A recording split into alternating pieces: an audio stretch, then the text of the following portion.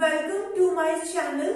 So in the today's lecture, we are going to discuss first come, first serve CPU scheduling algorithm. First come, first serve. So let me firstly give you one example of first come, first serve.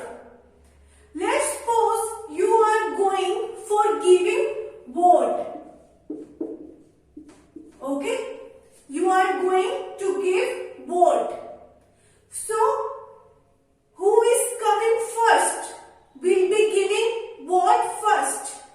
They have arranged all the people in a one queue, in a one line. Who is coming first will be giving vote first. The order of giving vote depends upon their arrival time. Who has come first will be giving vote first. Okay, so all people are standing in a queue and they are giving votes in a order of first come, first serve. Who is coming first will be giving vote first. So same condition is here. What we are doing, we have many number of processes to be executed. Okay, we have many number of processes to be executed. We are loading all of that processes from secondary memory to main memory like this. MS Excel, okay, MS Word, Notepad. Okay, so we are loading all these processes from hard disk to main memory. When they are coming in the main memory, what is their arrival time in the main memory? Okay, in this case, if you look at this MS Excel process arrived in the main memory earlier than these two processes.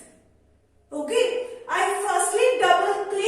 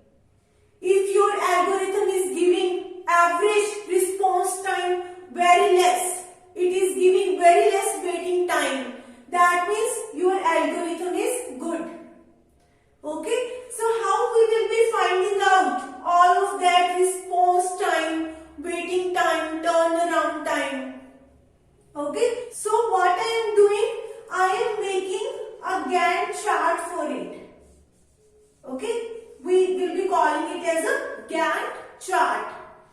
What we are doing, we are starting from 1. Okay? Initially, what happens?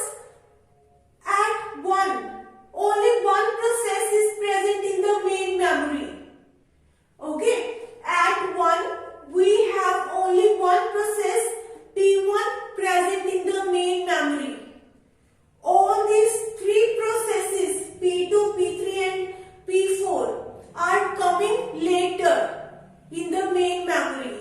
At 1, we just have only one process P1 present in the main memory. So what we will do? We will give this process P1 to CPU. Okay? Your process P1 is going to be executed on CPU. Okay? So, as it is a first come, first serve algorithm, it is a non-primitive algorithm. It is non-primitive. Non-primitive means once this process has been given to the CPU, unless it completes its execution, you cannot allocate your CPU to any other process. Once this process completes its execution, only then you will be assigning your CPU to other processes. Okay? So for now, we are just executing process P1 on CPU. Okay? And how long it want to execute on CPU? For 5 units. Okay? It arrived at 1. It executed on CPU for 5 units of time. So 1 plus 5, 6. Okay? 1 plus 5, 6. Okay? It gets completed. The execution of process P1 is completed at 6. Now it is going to terminate it. Okay? So now this process has been terminated. So what is the completion time of process P1? The completion time of process P1 is 6. Okay? It is 6. Now this process P1 is terminated. Now your CPU is free. Okay? What you will be doing? Now you will be giving some another process to CPU. Now we will check how many processes we have in main memory. Okay? At 6, if you look at all these three processes P2, P3 and P4 are present in the main memory. 2, 3 and 4. Okay? At 6, all these three processes are present in the main memory. But we have to pick only one process out of these three processes. Okay? So, your short-term scheduler is going to pick the process which arrived earlier. If you look in these three processes P2, P3 and P4, your process P2 arrived earlier than P3 and P4. Okay? So your short-term scheduler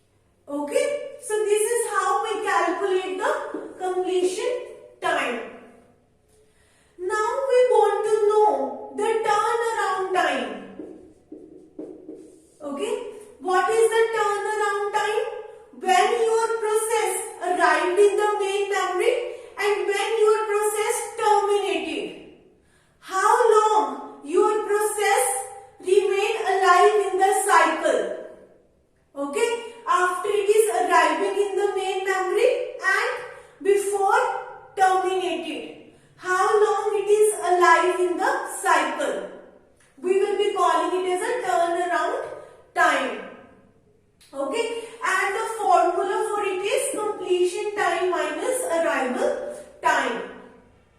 So if you look at your process, P1 arrived in the main memory at 1 and it got completed at 6. So how long it remained alive in the cycle? For 5 units. Okay, when it came in the main memory, it was given to the CPU at the same time when it arrived.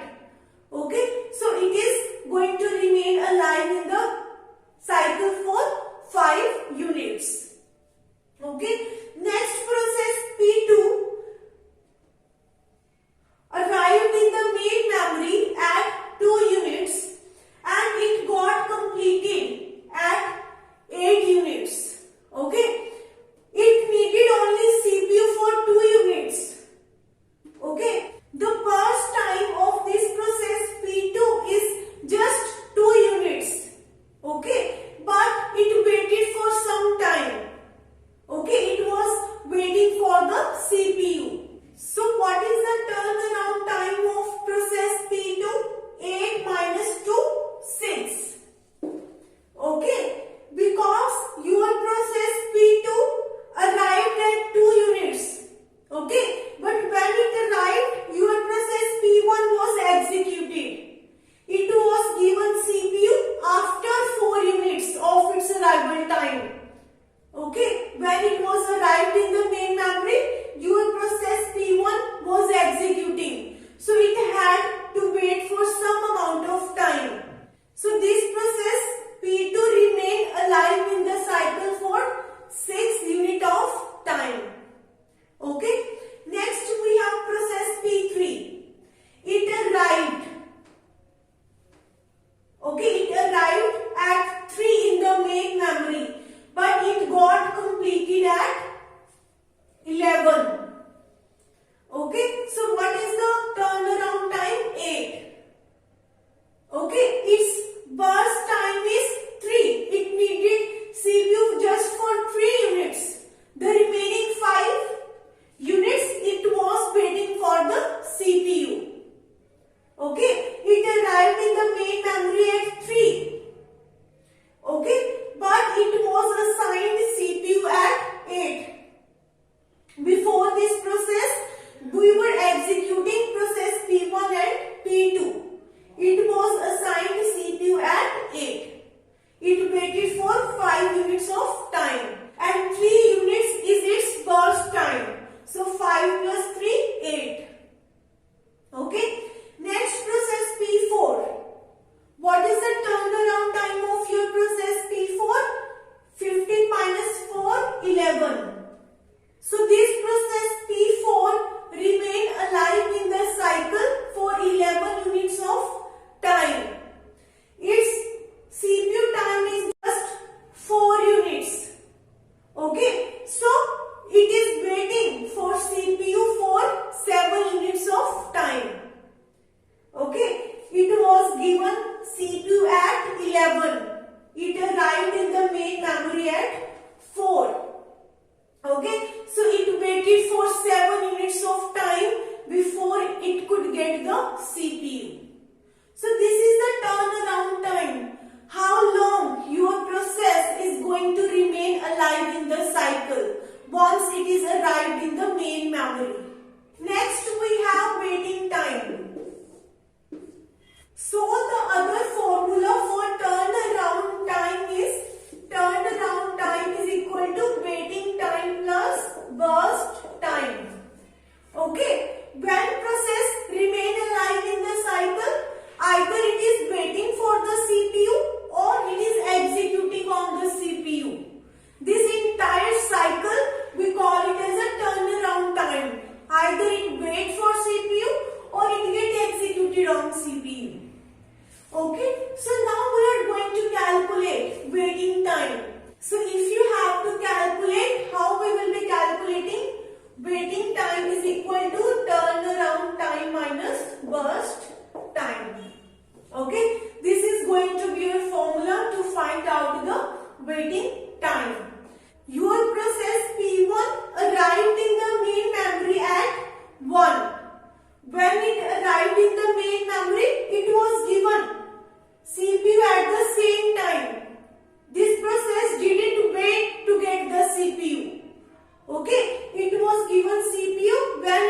arrived in the main memory.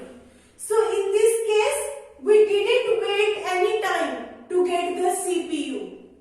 So what is going to be my waiting time? 0. Okay. Your process P2, it arrived in the main memory at 2. But this process P2 was given CPU at 6. Okay. It arrived in the main memory at 2. It had to wait for 4 units of time before getting the CPU. Okay. So what is the waiting time of this process P2? 4. For process P3, it arrived in the main memory at 3. Okay.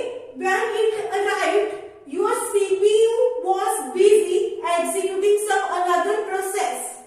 So this process P3 had to wait for some amount of time. This process P3 was given CPU at 8. It arrived at 3 and it was given CPU at 8. So how long this process waited for CPU? 8 minus 3, 5. Okay. Your process P4 arrived in the main memory at 4, but it was given CPU at 11. Okay. When this process arrived in the main memory, your CPU was busy in executing some other process. So it had to wait for some amount of time. How long it waited before getting the CPU? 11 minus 4. Okay. You will be calling 7. Okay. So this is our waiting time. Next, we have a response time. When your process was given response by the CPU for the first time. So, your process P1 arrived at 1. Okay. And when it arrived, it was given to the CPU. So, at what time it was given response by the CPU? How long this process waited to get executed on the CPU for the first time? It didn't wait any time. Whenever it arrived, it was given CPU. Okay? It was given CPU at 1 and it arrived at 1. So 1 minus 1, 0. This process didn't wait to get the CPU. As it arrived in the main memory, it was given CPU. This process P2 arrived in the main memory at 2. Okay, but it was given CPU at 6. It was given CPU at 6. So how long this